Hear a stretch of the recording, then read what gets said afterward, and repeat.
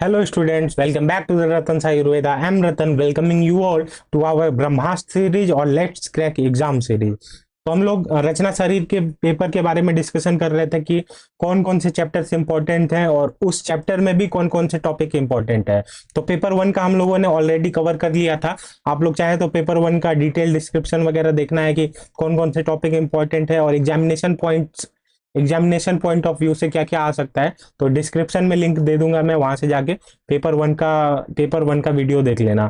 फिर अब paper two पे चर्चा स्टार्ट करना है कि पेपर टू में कौन कौन से इंपॉर्टेंट चैप्टर्स हैं और उनमें भी कौन कौन सा इंपॉर्टेंट टॉपिक्स है जो कि एग्जाम में आने की पूरी पूरी संभावना है। तो देखो, अभी भी अगर तुम लोग की प्रैक्टिस वगैरह नहीं हुई है और काफी कम टाइम बचा हुआ है एग्जाम में, तो ये वीडियो बहुत ही हेल्पफुल होने वाला है। और इसमें क्या करेंगे, हम लोग चर्चा करेंगे कि कौन कौन से इंपॉर्टेंट टॉपिक्स है और उस पे कवर करेंगे। और एक बार पूरी पूरी लिस्ट देख लेते हैं, सारे चैप्टर देख लेते हैं। उसके बाद से लास्ट में मैं बता दूंगा कि अगर 2-4 दिन भी बचा हुआ है, एक हफ्ते भी बचे हुए हैं एग्जाम में, तो इन इन टॉपिक को पढ़ के चले जाओ और तुम लोग का मोस्टली आराम से पास हो जाओगे। पास के आराम से 80 नंबर तक भी ला सकते हो। तो देखो, चर्चा को स्टार्ट करते हैं रचना शारीर पेपर टू के बारे में। पहला जो चैप्टर दिया हुआ है वो है प्रमाण शारीर। तो इससे 2 मार्क्स के क्वेश्चन बनने हैं, एमसीक्यू वगैरह के फॉर्मेट में आ सकता है। तो देखो, अंगुली प्रमाण है और अंजलि प्रमाण के बारे में इसमें आएगा।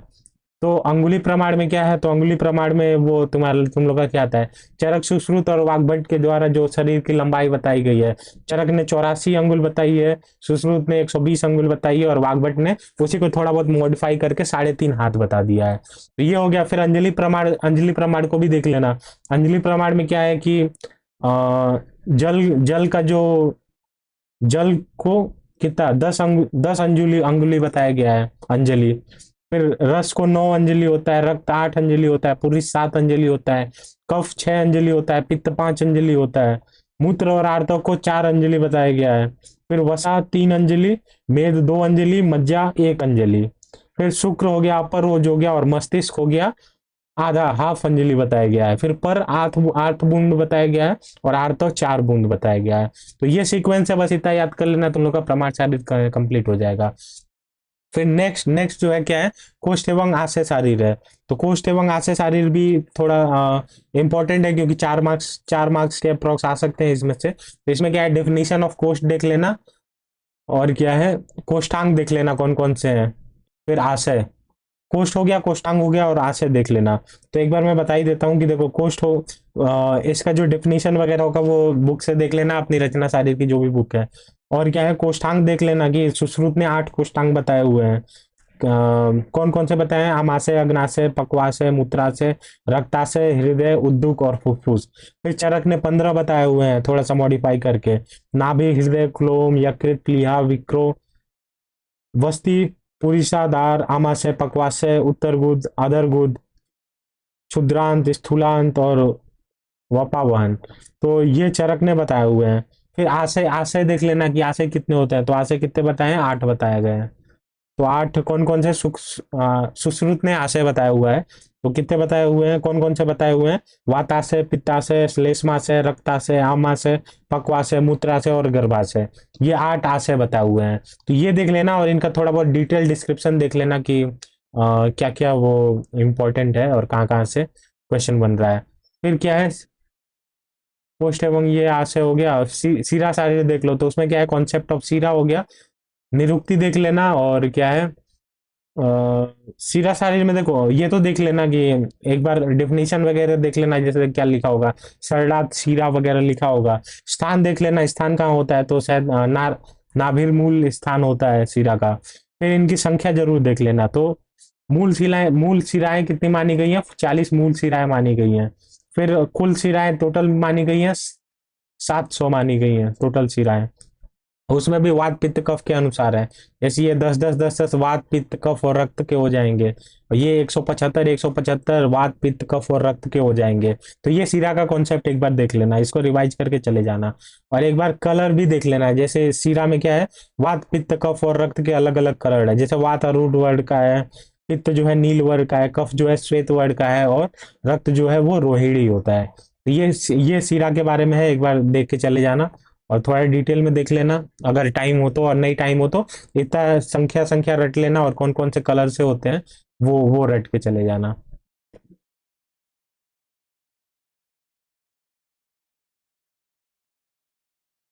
फिर क्या आ जाता है, ये तो हो गया तुम लोग का। अब धमनी शारीर आ गया। तो धमनी शारीर में क्या है, धमनी शारीर में कॉन्सेप्ट ऑफ धमनी है। ये भी धमनी शारीर भी इतना कोई बड़ा चैप्टर नहीं है। तो बस देखो धमनी का वो देख लेना, धामना धमन्य, मतलब डिफिनीशन वगैरह देख लेना, और स्थान स्थान देख लेना, यानी कि पोजीशन कहाँ बताई गई है। तो गर्भ में जब होते हैं तो धमनी जो होती है उसकी पोजीशन नाभि बताई गई है, और जन्म के पश्चात जो है धमनी की पोजीशन हृदय बताया गया है, हृदय में स्थित होता है। फिर इनकी संख्या देख लेना धमनी की, तो संख्या में क्या है, 10 ऊर्ध्वगामी है, 10 अधोगामी है, और चार चार तिर्यकगामी है। हाँ, टोटल 24 बताया गया है धमनी। 10 ऊर्ध्वगामी हो गया, 10 अधोगामी हो गया नीचे की तरफ, और 4 तिर्यकगामी हो गया। तो इतना करके चले जाना धमनी में, आराम से तुम लोग का कवर हो जाएगा 2 मार्क्स का। फिर स्रोतस शारीर, इसको अच्छे से करके जाना। देखो 7 मार्क्स का है स्रोतस, इस पे कोई रिस्क नहीं लेना, आराम से टाइम हो तो पढ़ लेना।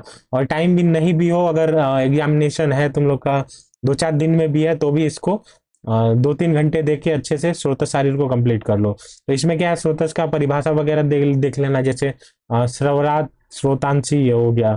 फिर कौन से कौन कौन से आचार्यों ने कौन कौन सा माना है। फिर बहिर्मुख हो गया। तो बहिर्मुख जो हो गया वो मेल मेल में 9 होता है, और फीमेल में 11 माना जाता है। तो फीमेल में आता है, क्वेश्चन आता है कि फीमेल में एक्स्ट्रा कौन कौन से होते हैं। तो मेल में 9 होता है, और फीमेल में 2 स्तन और 1 आर्त तो जुड़ जाता है, टोटल 11 हो जाता है। फिर चरक ने कितने 13 माने हुए हैं। सुश्रुत ने टोटल 11 पेयर माने हुए हैं, यानी कि टोटल 22 माने हुए हैं।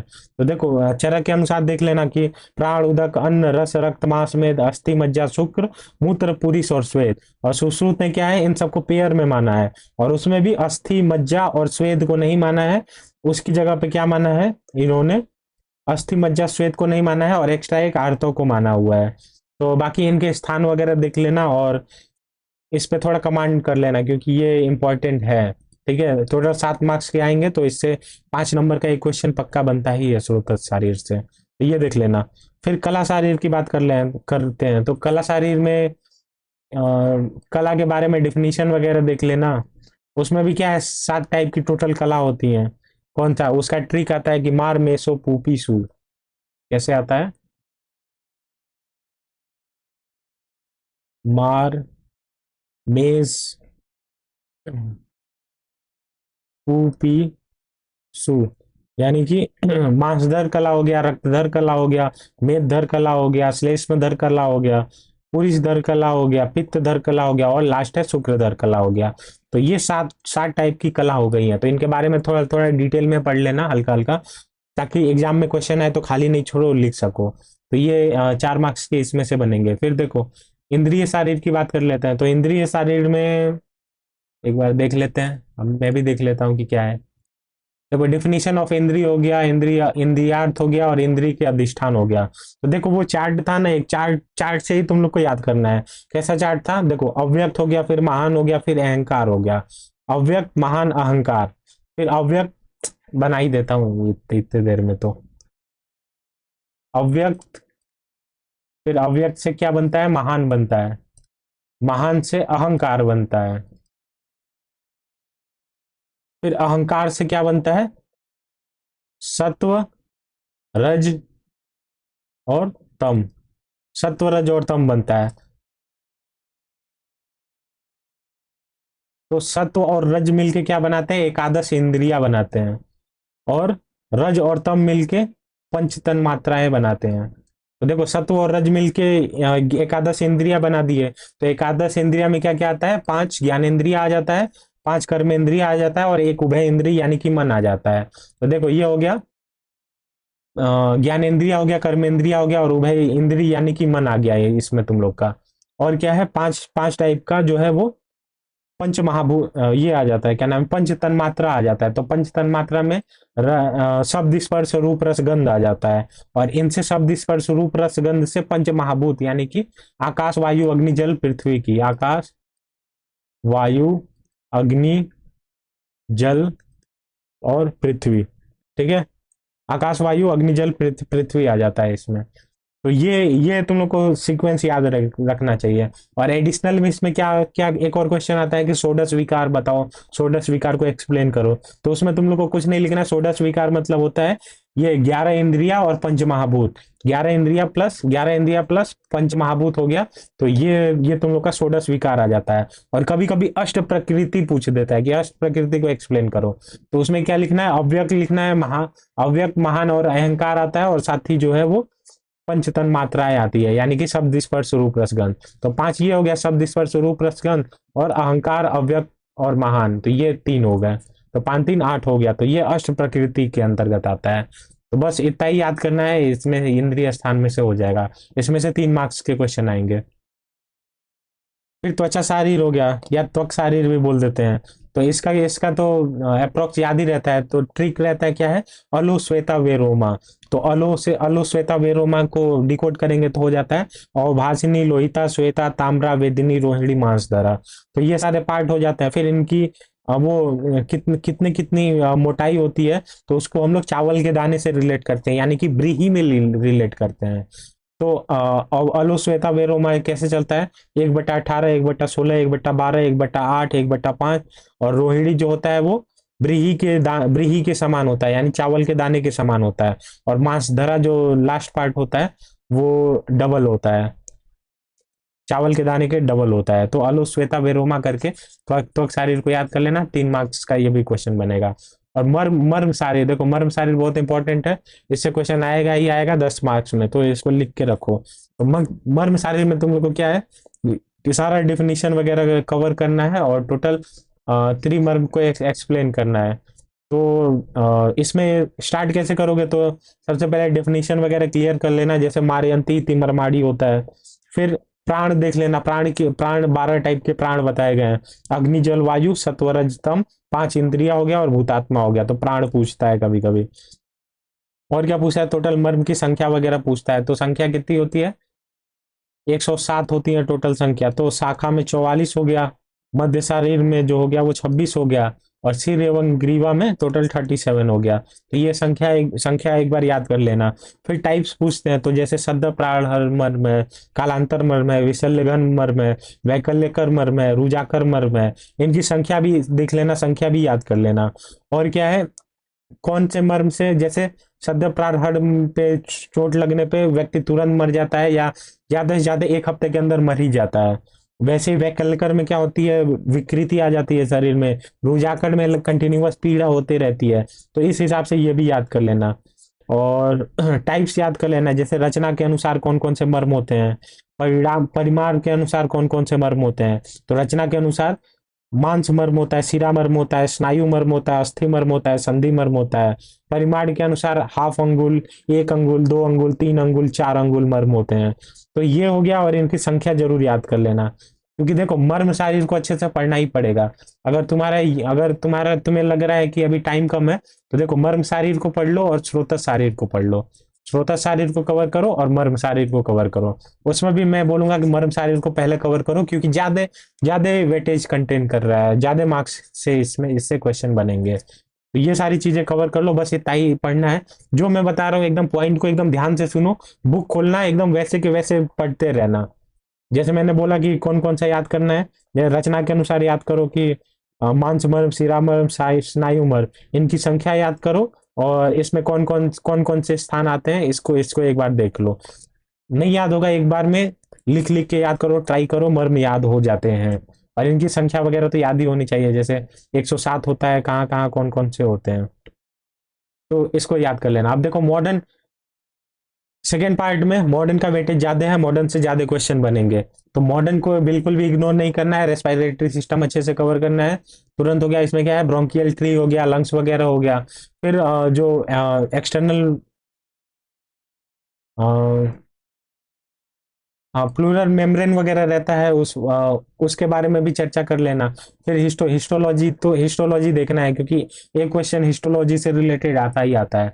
डायफ्राम की ओपनिंग देख लेना, यानी कि रेस्पिरेटरी सिस्टम कवर करना ही है। देखो कुछ कुछ तुम लोग क्या हो गया कि नीट के प्रिपरेशन के टाइम में पढ़े होगे, देखो मैं इसलिए बोल रहा हूँ क्योंकि मुझे लग रहा है कि तुम लोग का काफी कम टाइम बचा हुआ है और एग्जाम बहुत नजदीक है।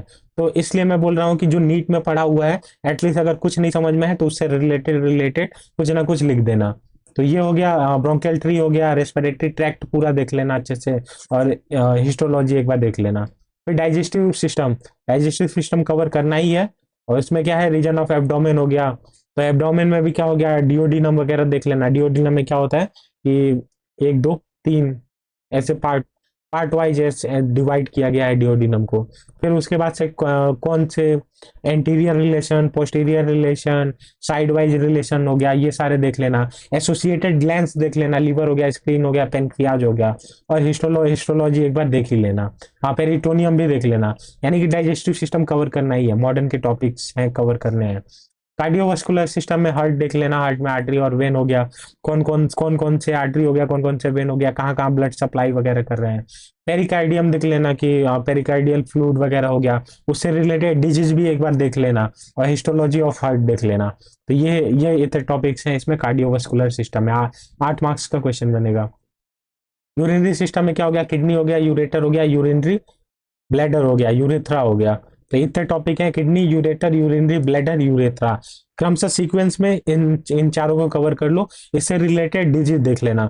देखो जितने भी बता रहे हैं, जैसे हार्ट हार्ट बताया मैंने, डाइजेस्टिव सिस्टम से रिलेटेड बताया मैं, तो इन सब से रिलेटेड डिजीज भी एक बार देख लेना। डिजीज भी कवर करते जाना, हो जाएगा कवर आराम से। फिर रिप्रोडक्टिव सिस्टम में क्या है, male reproductive system, scrotum gland हो गया, टेस्टिस हो गया, प्रोस्टेट हो गया, सेमाइनल वेसिकल हो गया।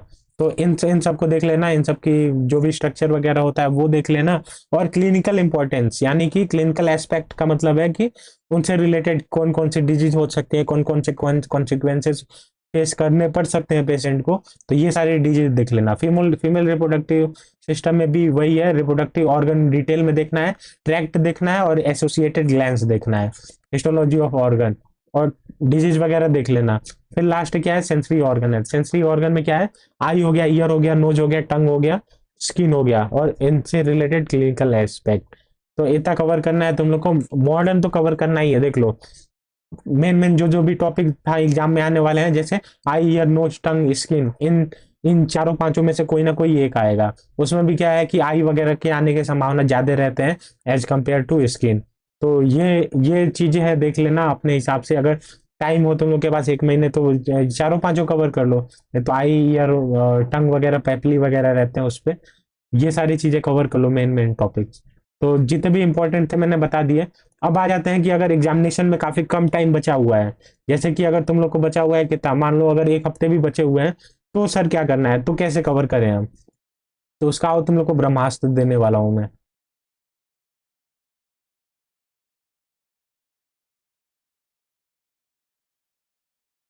देखो काफी कम टाइम बचा हुआ है, 1 हफ्ते भी बचे हुए हैं, तो बहुत सारी चीजें कवर की जा सकती हैं। तो सबसे पहले मर्म सारे तो, मर्म शारीर से तो कोई छेड़छाड़ नहीं करनी है, मर्म शारीर को पढ़ना ही है। क्योंकि मर्म शारीर बहुत इंपॉर्टेंट रोल प्ले करता है, और इसको कवर करना बहुत जरूरी है। तो देखो, मर्म शारीर कवर करना ही है तुम लोग को कैसे भी।